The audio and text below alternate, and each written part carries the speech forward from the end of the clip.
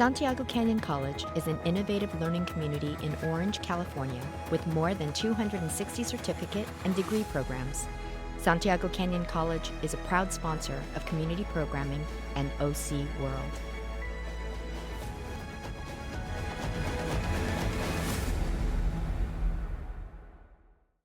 OC World is made possible by the generous contributions of Marisla Foundation, Keith and Judy Swain Family Foundation, Wells Fargo Bank, the University of California, Irvine, Orange County Community Foundation, Farmers and Merchants Bank, and viewers like you. Thank you.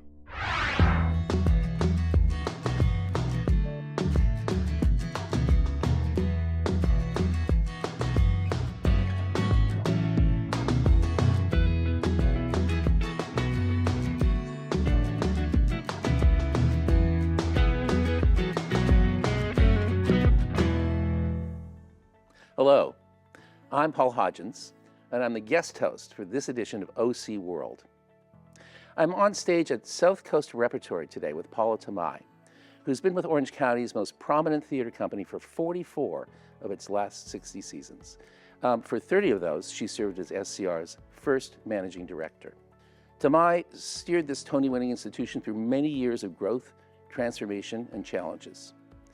During Tomei's time at SCR, it's presented 435 plays, 149 of which have been commissioned world premieres produced with SCR's support. Her accomplishments include the annual Pacific Playwrights Festival, founded in 1998, the Theater for Young Audiences and Families series, which has provided free performances for more than 175,000 Orange County elementary school children since 2003, and the Theater Access Program, which offers free SCR tickets to high school and colleges. Paula, it's a pleasure to be with you today.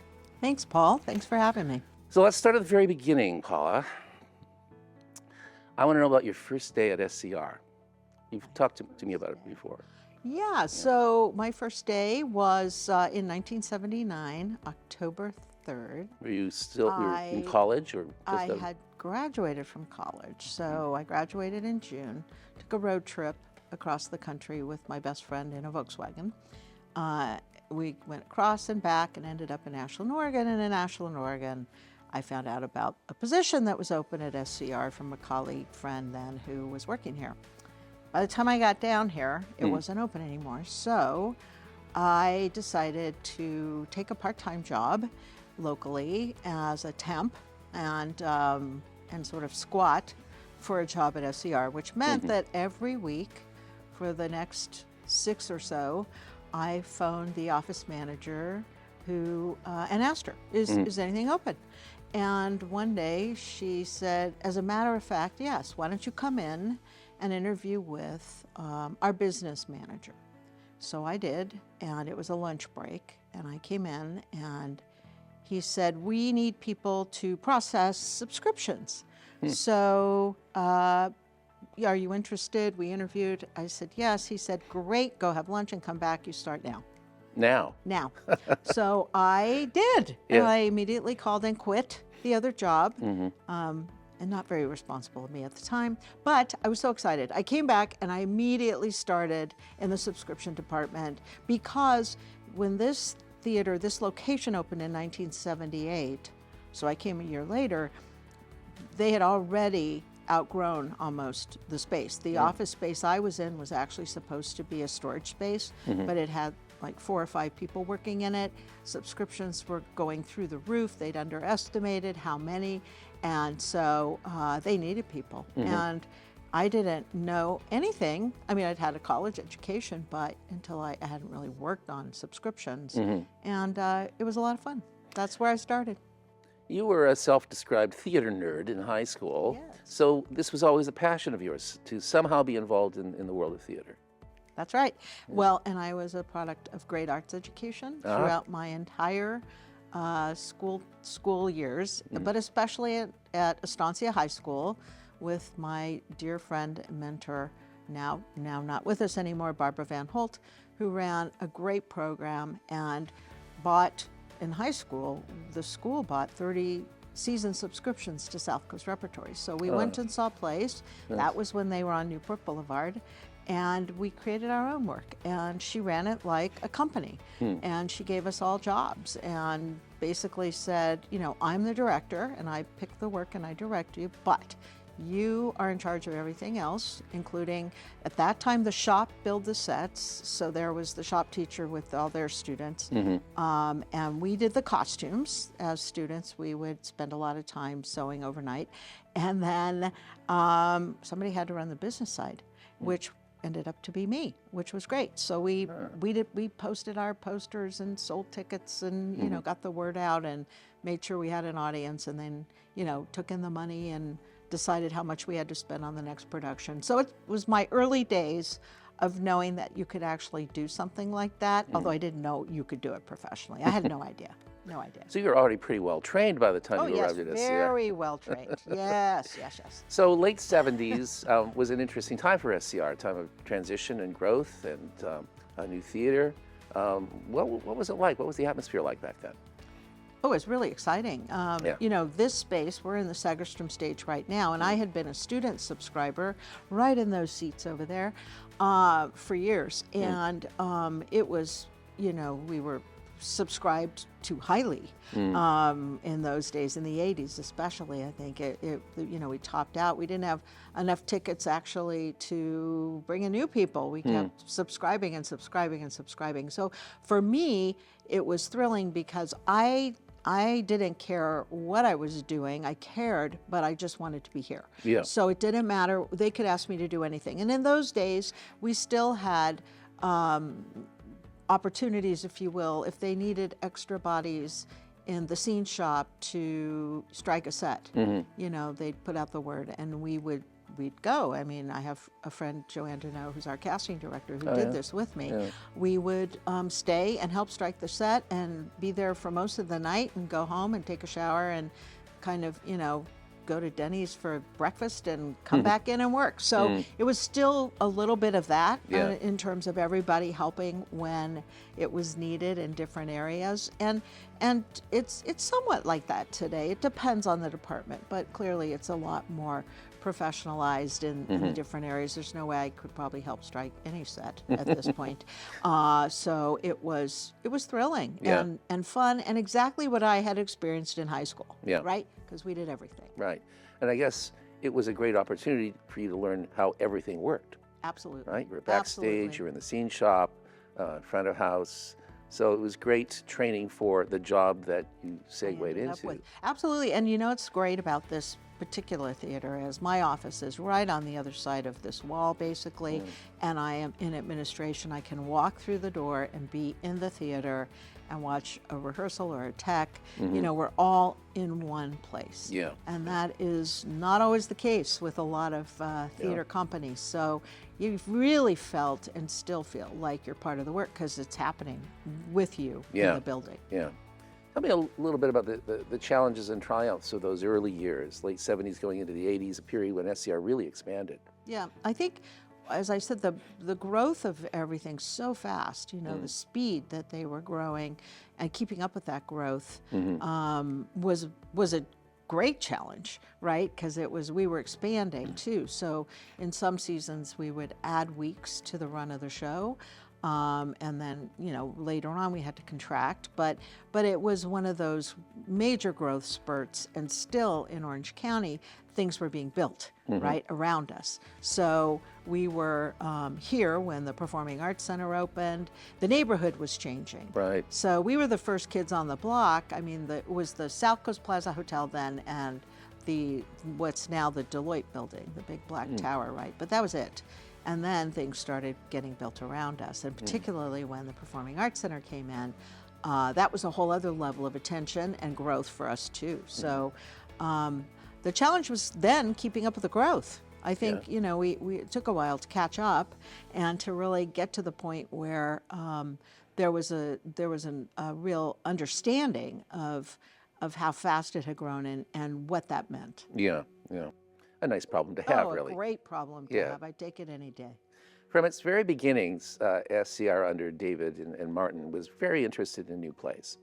And during your first years here, that really kind of took off, didn't it? New play development, world Definitely. premieres. Yeah, because what had happened, and you're right, that's always been in the DNA of SCR, new plays and new play development. But when we moved into this space, when I first came, it was the first season of what was then the second stage, which is now the Nicholas Studio, which is a 94-seat space. But when I arrived, David and Martin already, after 1 year, had decided that this little rehearsal space that was right on the other side of the Segerstrom stage wall would be a cool place to produce theater.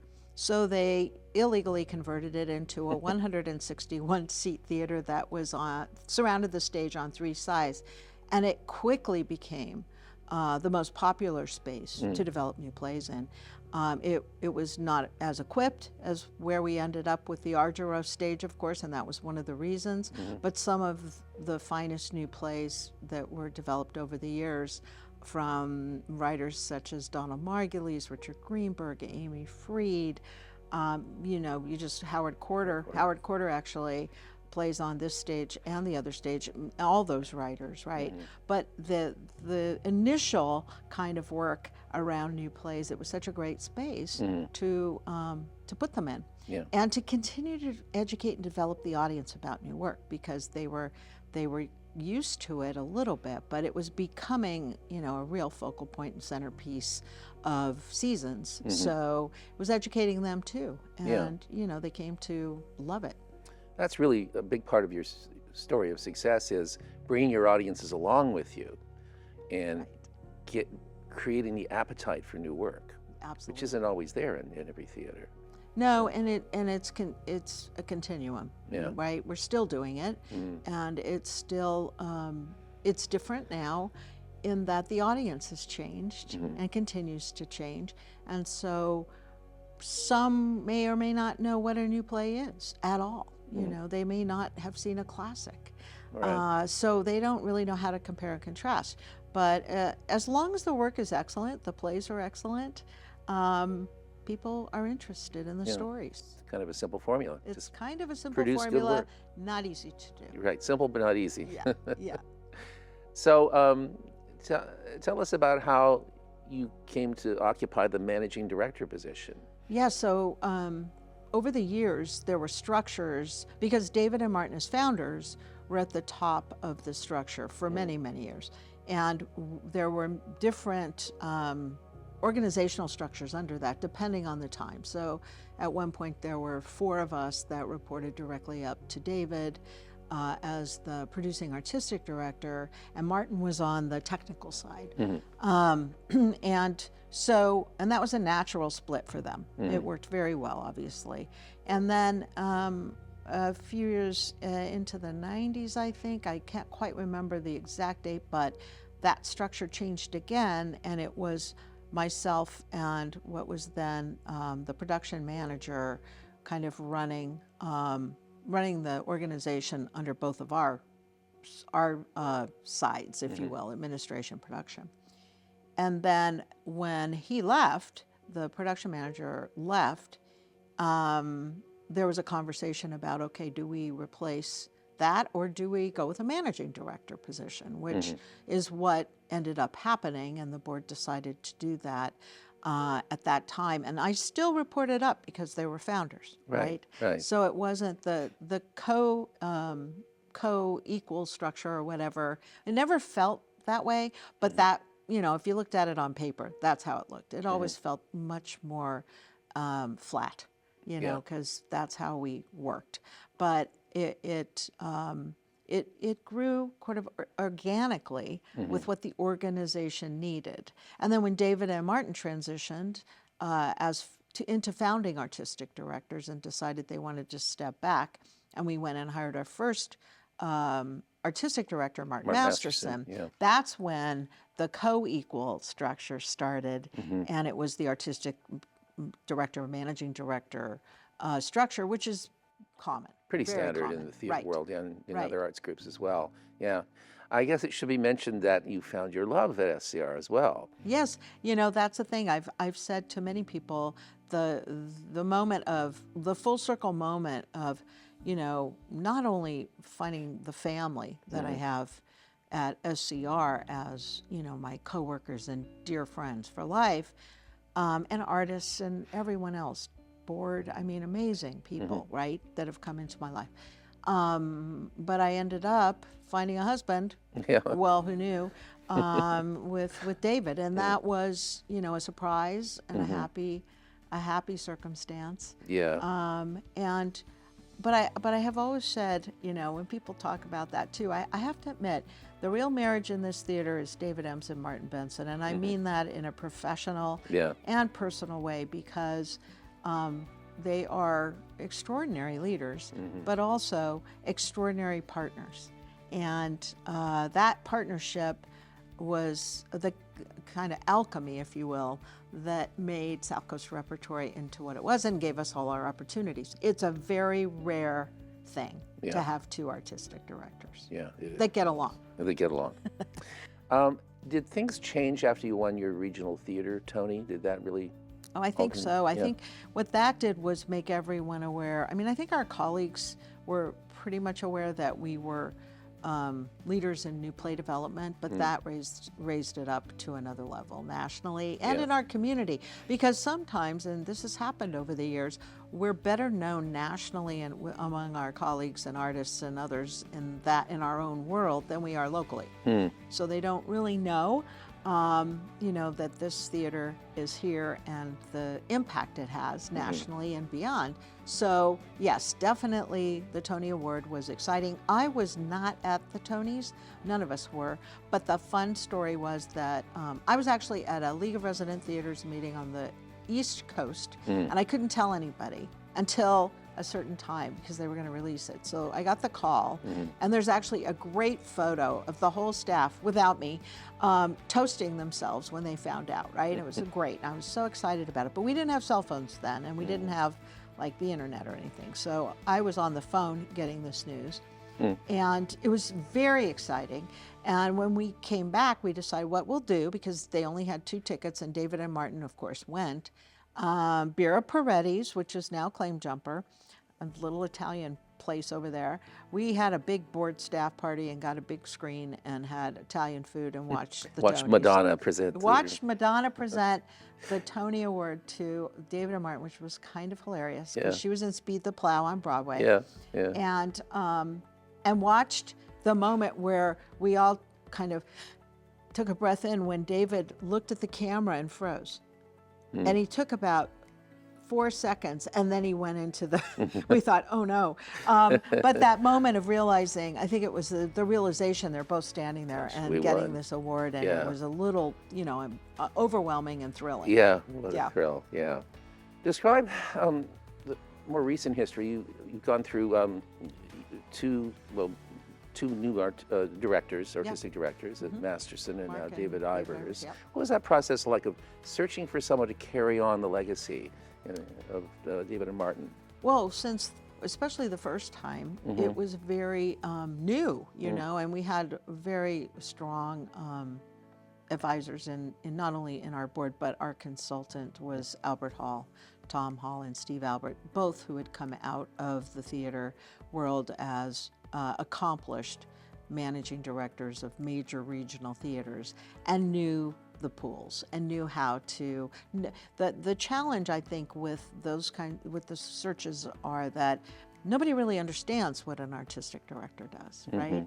They think they do, and they think they could probably do that job, but it's a very nuanced and different animal in terms of how an artistic director, you know, takes on the role of the art in the theater as well as other responsibilities. So I found it, first of all, I learned a lot about searches, which was interesting, and a lot about who was out looking at the time. It was about, the first search was really about finding a fit that was one that, because David and Martin were still involved, you know, would take on that role in a different way. And then with David Ivers, David and Martin have much more pulled back in terms of what their involvement is here. They didn't really have direct responsibilities with the first artistic director, but it took a while to transition, if you will. So with David Ivers, that, you know, times had changed. It was pre-pandemic, which was great.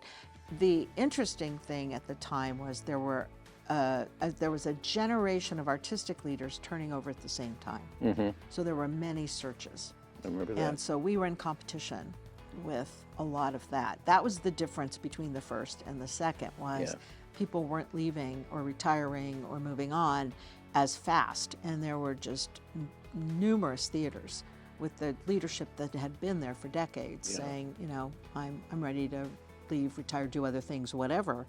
And those jobs were open. So it was a different pool and a different process. The last few years have thrown a lot of thorny challenges your way. The pandemic, post-pandemic, downturn nationally in theater audiences. What's that been like for you? Did you expect at this point in your career to be dealing with that sort of double whammy? Not at all. Not at all. It's been interesting. You know, the past 4 years, 2 in the pandemic and then 2 coming out, you know, have been unlike anything in my career. And, you know, my friends and colleagues who've done this as long as I have and some longer, we all talk about the moment of, you know, all the knowledge that we had, all the information and all of the instincts were off. You know, no matter how much experience we had, no one had experienced this. So it was frightening, it was daunting, it was disappointing in so many directions. And then there were lifts, you know, where you actually got a chance to do something around the art. But it was different. You know, there's no question that we are a different organization than we were pre-pandemic. And there's not an organization to an organization that wouldn't say that. But the core values are still strong. They haven't changed. You know, it was remarkable to see the staff rally in ways that none of us really knew what to do, but we all, you know, came together and figured out some options and kept going. We just kept going and thinking, this will be over next week. Yeah. And it wasn't. Of course, one of your bright spots was the summer season at the Mission. Right, which outside did- SCR. Yeah. That was, and so when David was talking about this idea, I mean, it was during the pandemic, and said, you know, it's something I was thinking about maybe for down the line, but it might apply now.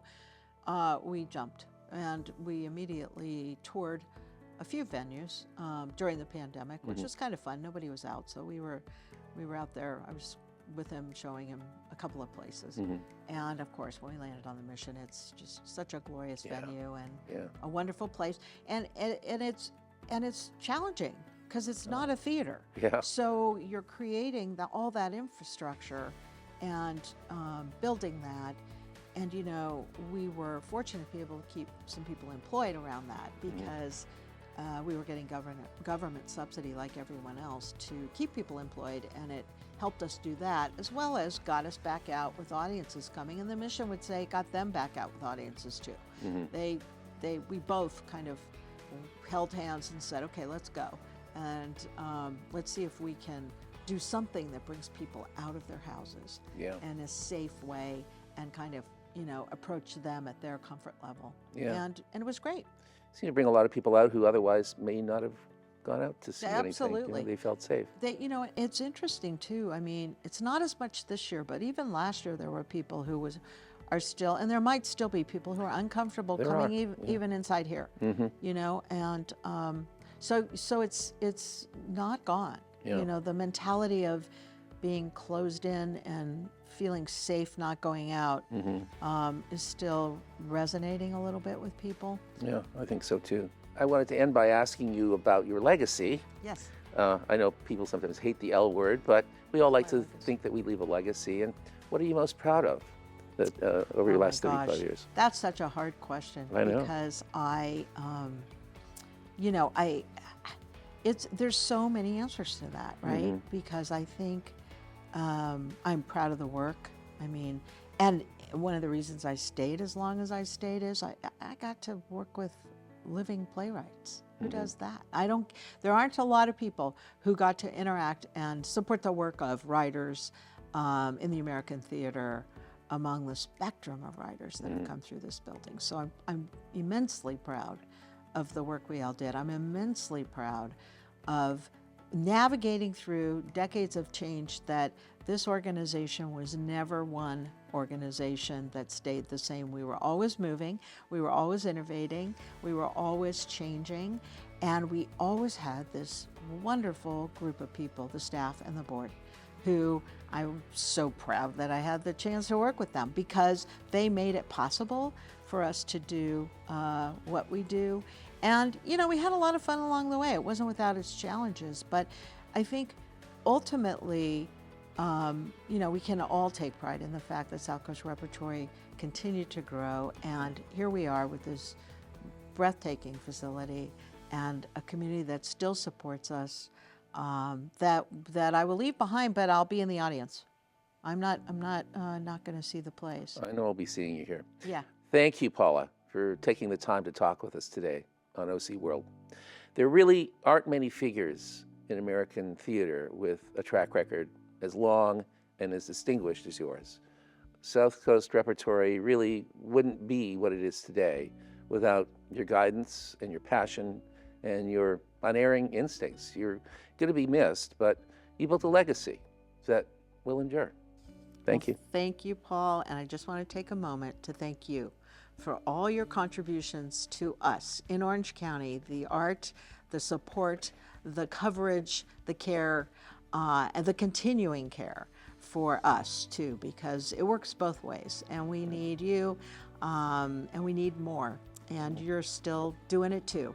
So I have to throw that back at you and say thank you as well, and your legacy is long and deep, and we are very, very grateful to you. Oh, I'm getting a little verklempt here. Oh, that's nice. That's nice. We all do. Yeah, it's an emotional moment in a happy way. Thank you. Yeah, thank you.